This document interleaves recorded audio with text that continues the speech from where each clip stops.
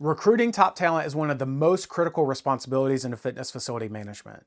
The quality of your program, services, and member experience begins with the people you bring onto your team. Effective recruitment starts with understanding the roles your facility needs and the purpose each position serves. Whether hiring full-time employees, part-time staff, or independent contractors, each role should be clearly defined and strategically aligned with your operational goals. Successful recruitment requires using a variety of channels to reach qualified candidates.